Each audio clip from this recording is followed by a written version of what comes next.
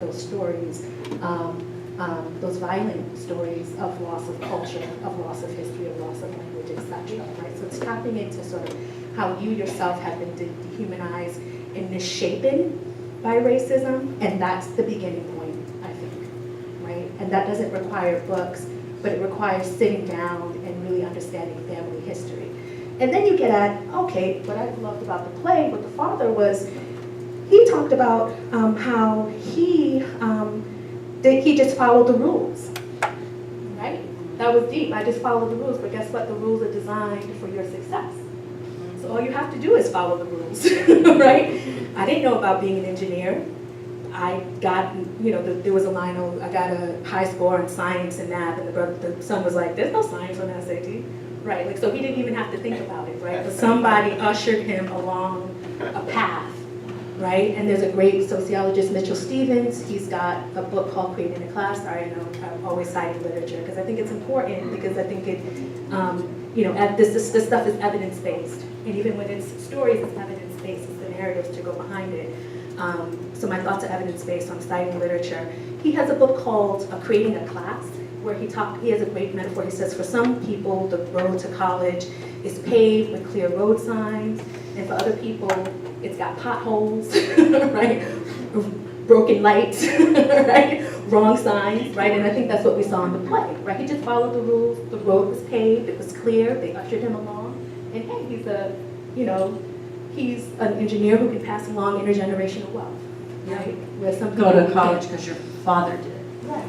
So then, again, the question becomes, what was that like? What was that, having those conversations with that father and saying, hey, what do you remember about race? What was the first story that you heard about race? What lessons did you learn, right? Where did our people come from, right? Did we come from Russia, right? What was that process of assimilating into whiteness? What was lost, right? What was some of the pain of that? So I'll stop there, but that's what I would say, uncovering that history of dehumanization and assimilation into whiteness. Kate, I thought we had a comment or someone over here, yes. Yeah, I have a question. I'm a Generation Zer, probably the only one. Hang on, wait for the mic. Okay, sorry. Oh, I'll repeat it if I can hear. Oh, no, it's okay, because I get wordy, but I'll try to cut it down. And mine's for the professor. I was just wondering, so I'm a Generation Z, and a lot of the things that me and my friends talk about is the ways in which we structure our realities, right? So a lot of it is an issue with binary thinking. So like black, white, good, bad, boy, girl, and the ways in which black people and women have been victimized by those binaries. I worry about, I think there's hope in Generation Z and like the post-millennial generation for undoing the harm of binary thinking, but I was wondering if, when it comes to older generations that didn't grow up with intersectionality, which is a privilege, and I don't understand what we mean when we say that the ways in which we think about things further racism and further like systemic oppression of women and gay people. I think it's interesting to wonder if it's possible to undo the ways in which older generations have learned to navigate their own realities. Absolutely. And I think intersectionality is old.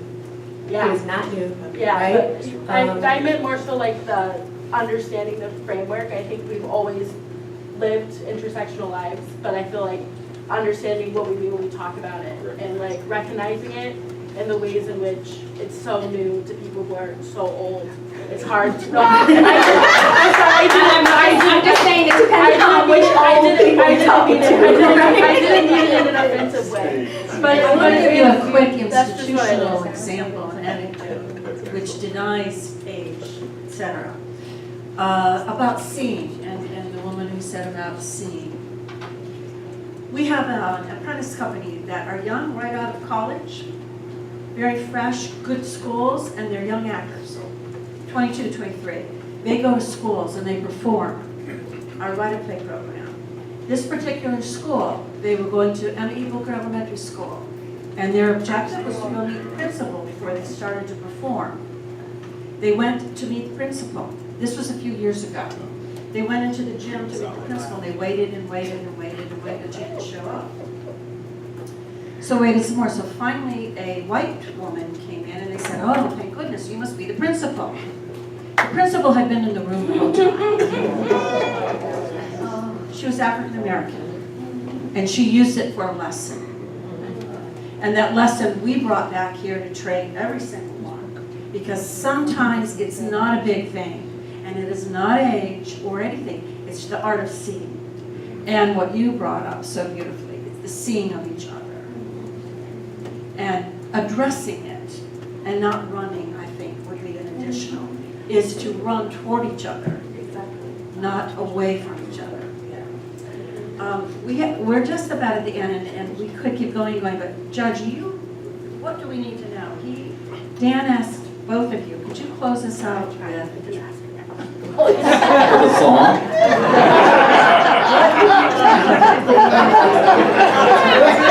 Yeah. Yes. I can say something in response to that. Absolutely. So I just want to say, the question that she asked, she said that she thinks her generation is the hope, right? Which I agree with, yes. Not necessarily. I don't want to put that much faith in this generation, but I will say I have that that much I think faith. an ability to perceive other people differently, I think is, and like an ability for empathy is a great hallmark of our generation. You need to Truly. repeat that. So the ability to perceive other people differently and the ability for empathy is a great hallmark of her generation.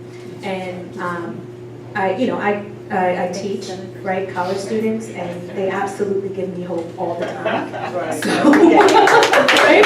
They keep me happy and going. So I really appreciate your generation, but it's important that I think your generation, just like my generation, had to recognize is that you're here, right? We stand on the shoulders of those people who come before us.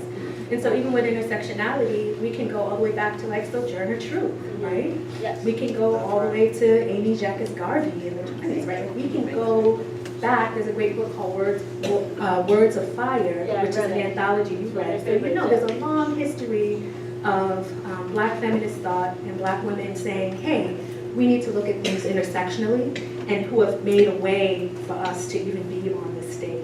Mbaki River Collective. So I just think it's about, some of it is about exposing people, right, to some of this literature. Yes. And doing that important work of uncovering those folks who have been doing this work who we don't know about, right? Whose work, whose legacy, whose thought is not talked about, does not circulate in the mainstream, is overlooked, right? It's important to do that so that people can understand that things could have been differently, right? That's what I love about that work, right? I understand that things could have been different, and here's someone whose work I can build on to help me continue to move forward, right? Or, even challenging evolutionary thinking, right? Like maybe there was something back then that we had that we need to, again, recover, right? So maybe it's going back to go forward, not just going forward, right? So with that, and I will say this, I've been doing, and that's an arc of hope that I think that we need to certainly concentrate on achieving, which is a long way from our earliest forums when I believe the question to Mr. Eager is, when will things get better? His response, when all the old people die. Which was his response. We're much more hopeful, and that people can change. And these issues and questions are very difficult to talk about. So if I could sum everything up, and it's a very difficult play to watch, and I appreciate the actors. If you can survive the first 5 minutes of the music and you can sit through the play and you can actually say, okay, this is done for a reason. Some people love the music though, Judge. The music can be challenging if you're not used to it. And so, just like the play, if you can sit through it and then unpackage it, what I had to do, and I told those who had seen the play that were next to me, A couple of them said, "Oh, it's the worst thing I've ever seen. I can't believe it." And then to the person on my left, "This is the best thing that I've ever seen. I've never seen anything like it." You have to unpack it, and you have to think about it. And it took me about 2 days to really understand what I was watching, which I think was probably intentional by the playwright. So if you have not seen the play, I think you should. And if you have seen the play, you have to continue to unpack this. And we hope that these forums give us an opportunity to unpack it further. Hopefully that was done tonight. Again, I want to appreciate our panelists for being here. The Honorable Larry Eager and Dr. Zabriskie, if we could have a round of applause for them.